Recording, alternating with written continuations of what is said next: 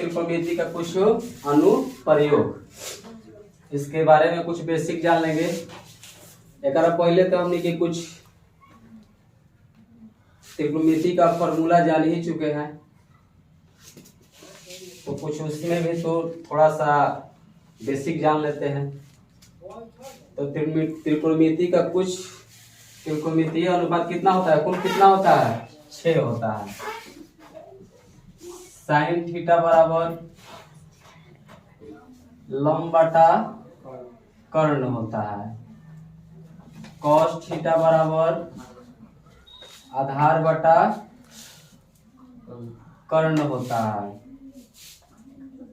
tan theta बराबर लंब बटा आधार होता है। इन्हीं तीन को जान लेंगे तो और 3 का हो जाएगा, याद हो जाएगा। इसका सेम का होता है, उल्टा ले लेंगे। यदि साइन का उल्टा करते हैं तो कॉसेक होता है, कॉस का उल्टा करते हैं तो सेक होता है, और tan का उल्टा करेंगे तो कॉट होगा। त्रिकोणमिति का ये थोड़ा ज्यामिति पर आधारित होता है। किस पर आधारित होता है, ज्यामिति पर आधारित होता है। इसमें त्रिभुज लिया जाता है, और त्रिभुज में भी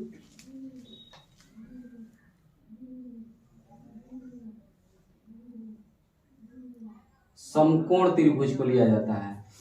किस त्रिभुज को लिया जाता है, समकोण त्रिभुज को। इसमें एक जो कोण होता है 90 डिग्री का होता है। नामकरण कर देते हैं ए बी सी। ये तो कोण 90 डिग्री का दे दिया है, तो ये कोण भी तो कुछ डिग्री का होगा, ये भी कुछ डिग्री का होगा। तो इसको हम लोग नाम दे देते हैं थीटा। तो त्रिकोणमिति में थीटा के सामने वाला जो भुजा होती है, इस थीटा के सामने वाली जो भुजा होती है वो लंब होती है, और कर्ण जो होता है इन दोनों भुजाओं के, यानी किसी समकोण त्रिभुज में जो सबसे बड़ी भुजा होती है वो क्या होती है, कर्ण होती है। यानी सबसे बड़ी भुजा ये हुआ तो ये क्या हो गया, कर्ण। और जो बच्चा उसको क्या बोलते हैं, आधार बोलते हैं। यानी ये वाला जो भुजा हो गया ये क्या हो गया, आधार। ये लंब हो गया, और ये सबसे बड़ी भुजा कर्ण हो गया। तो थीटा के सामने वाला लंब और सबसे बड़ी भुजा, समकोण त्रिभुज की सबसे बड़ी भुजा कर्ण, और जो बचा वो क्या हो गया, आधार हो गया। त्रिकोणमिति का कुल त्रिकोणमितीय अनुपात 6 होता है। केवल इन्हीं तीनों को हम लोग याद कर लेते हैं, समझ लेते हैं, तो और 3 जो है आपरूपी समझ में आ जाता है, क्योंकि इसके सेम उल्टा होता है। साइन का उल्टा कॉसेक होता है, कॉस का उल्टा सेक होता है, और tan का उल्टा कॉट होता है। और इसके मान को भी क्या कर देंगे, पलट देंगे, उल्टा कर देंगे, तो हम लोगों का त्रिकोणमितीय अनुपात 6 प्राप्त हो जाएगा। और त्रिकोणमिति के कुछ अनुप्रयोग में कुछ मान भी होता है। सबसे पहले इनको समझने के लिए आगे जब क्वेश्चन बनाएंगे तो हम लोगों का मान याद रखना पड़ेगा। यदि मान नहीं याद रहता है तो हम लोग त्रिकोणमिति का कुछ अनुप्रयोग का कोई भी मान नहीं निकाल सकते हैं। जैसे मैं एग्जांपल के तौर पर लेते हैं, साइन 0 डिग्री का मान, 30 डिग्री का मान, 45 डिग्री का मान, 90 डिग्री का मान। यदि यह मान याद नहीं रहता है तो हम लोगों को आगे जब चैप्टर को आरंभ करेंगे, शुरू करेंगे, तो बनाने में कुछ दिक्कत हो सकता है। तो इस मान को याद रखना बहुत जरूरी है। अब इसके बाद लेते हैं, ये लंब को इंग्लिश में प्रोपेंडिकुलर बोला जाता है, प्रोपेंडिकुलर बोला जाता है, इसीलिए इसको शॉर्टकट में P से सूचित किया जाता है। इसको हाइपोटेनस बोला जाता है, इसीलिए इसको H से सूचित किया जाता है। और आधार को शॉर्टकट में क्या बोलते हैं, बेस बोलते हैं। आधार को पूर्ण रूप से क्या बोलते हैं, बेस बोलते हैं, इसीलिए इसको शॉर्टकट में B से सूचित किया जाता है। लेकिन हम लोग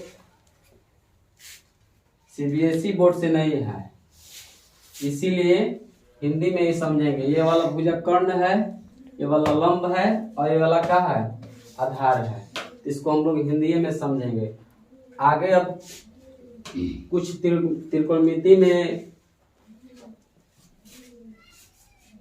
त्रिकोणमिति के कुछ अनुप्रयोग में हम लोगों को ये चैप्टर ही होता है हाई एंड डिस्टेंस, ऊंचाई और दूरी।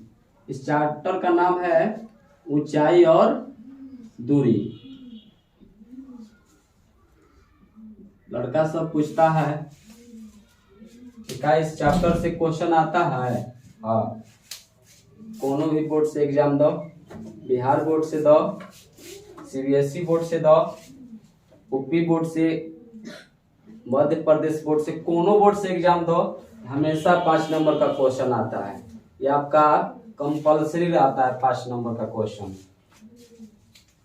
यदि आप इसको अच्छे से समझ लेते हैं तो 5 नंबर कंफर्म है।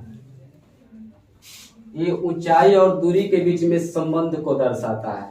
एग्जाम्पल के तौर पर लेते हैं, एक 5 मंजिला बिल्डिंग ही हो गया, तो उसको मापने के लिए यदि हम लोग प्रयास करते हैं तो उतना लंबा फीता होगा, इंची टेप होगा नहीं, वह कहाँ से जुटा जी, वरासा से वह नहीं माप सकते हैं। तो उसको मापने के लिए, समझने के लिए हम इसी का प्रयोग करते हैं, ऊंचाई और दूरी का, और इसके माध्यम से उसको आसानी से क्या कर सकते हैं, माप सकते हैं। तो ऊंचाई और दूरी में कुछ और बेसिक है, उसको भी जान लेते हैं। इसको मिटा देते हैं।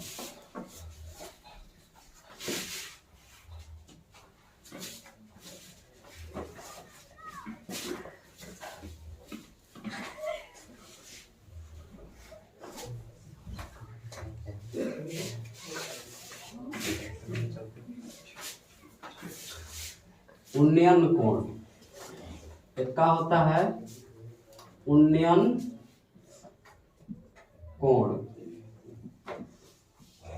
इसको बोला जाता है 49 कोण भी बोला जाता है। उन्नयन कोण को क्या बोला जाता है? 49 कोण भी बोला जाता है। तो इसको समझेंगे। एक होता है अवनमन कोण,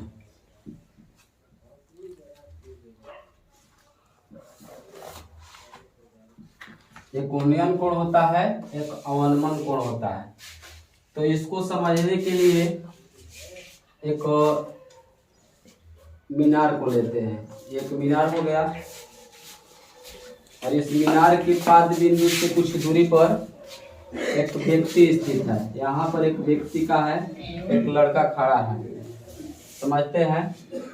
तो ये जो लड़का है सीधा ऐसे खड़ा है, तो जब भी ताकेगा, सीधा खड़ा है तो ऐसे ताकेगा, ऐसे करके ताकेगा, तो इसका जो आंख है इस तरफ रहेगा, इसके दिशा में रहेगा। जब यही व्यक्ति इस मीनार के सिरे को देखना चाहता है तो क्या करेगा? अपने आंख को थोड़ा ऊपर की ओर उठाएगा, थोड़ा सा ऊपर की तरफ उठाएगा, ऐसे देखेगा। तो इस मीनार को क्या कर सकता है? मीनार के सिरे को आसानी से देख पाता है। तो यही जो बिचवा में जहाँ इस सिरे को देखता है और इस सैंपल को देखता है, सामने देखता है, तो इसके बिचवा में एक कोण बनता है, और इसी कोणवा को हम लोग क्या बोलते हैं? उन्नयन कोण या 49 कोण बोलते हैं। इसके बिचवा में जो कोण बनता है इसी को क्या बोलते हैं? उन्नयन कोण या 49 कोण बोलते हैं।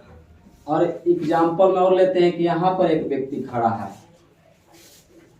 और यह व्यक्ति जब सामने यहाँ से इधर ताकेगा तो ऐसे दिखेगा, लेकिन यह व्यक्ति जब नीचे वाले व्यक्ति को देखना चाहता है तो यहाँ से थोड़ा सा अपना नजर जो है, थोड़ा सा नजर नीचे की तरफ लगाएगा, तो ऐसे की तरफ देखेगा, यानी इसके बीच में एक कोण बनेगा। तो इस वाले कोण को अवनमन कोण बोला जाता है। यानी जो जब व्यक्ति ऊपर से नीचे की तरफ देखेगा तो इसको हम लोग अवनमन कोण बोलते हैं। अवनमन कोण। और वही व्यक्ति जब धरती पर खड़ा होकर, पृष्ठ पर खड़ा होकर नीचे से ऊपर की ओर दिखेगा तो उसको उन्नयन कोण बोला जाता है, उन्नयन कोण बोला जाता है। तो ये वाला जो कोणवा है, ये वाला कोणवा हमेशा बराबर होता है। कैसे बराबर होता है? एकांतर कोण से बराबर होता है। यहाँ पर समझते हैं, दो समानांतर रेखा ले लिए और इस पर एक तिर्यक रेखा को कट कर देते हैं। तो यहाँ पर जो एक कोण बन रहा है और यहाँ पर एक जो कोण बन रहा है, यह हमेशा क्या होता है? बराबर होता है। क्यों? एकांतर कोण से बराबर होता है। तो यही वाला सेम यहाँ पर फॉलो कर रहा है। इसको थोड़ा सा आगे बढ़ा देते हैं, इस वाले रेखा को थोड़ा सा आगे बढ़ा देते हैं और इसको भी थोड़ा सा आगे बढ़ा देते हैं। तो ये वाला जो कट कर रहा है एक तिर्यक रेखा हो गया। तो यहाँ पर भी एक कोण बनेगा और यहाँ पर भी एक कोण बनेगा। तो ये वाला जो कोणवा है, इस कोणवा का हमेशा क्या होता है? बराबर होता है। इससे एकांतर कोण से बराबर होता है। इसीलिए अवनमन कोण जो होगा वो उन्नयन कोण के क्या होगा? बराबर होगा। किससे? एकांतर कोण से। तो इतना ही आज बेसिक जानेंगे। इतना अगर समझ लेते हैं अच्छे से तो त्रिकोणमिति का जो अनुप्रयोग है, ऊंचाई और दूरी है, अच्छे ढंग से बनाया जा सकता है। कुछ क्वेश्चन को सॉल्व किया जा सकता है। कुछ और है इसको आगे समझेंगे। तो यहीं तक इस बेसिक जानकारी को समाप्त करते हैं। यदि अच्छा लगता है तो थोड़ा सपोर्ट करना है, लाइक करना है, सब्सक्राइब करना है और कुछ त्रुटियां मिले तो कमेंट करके उसको निर्देशित करना है ताकि उसको सुधारने में हम लोग सक्षम हों।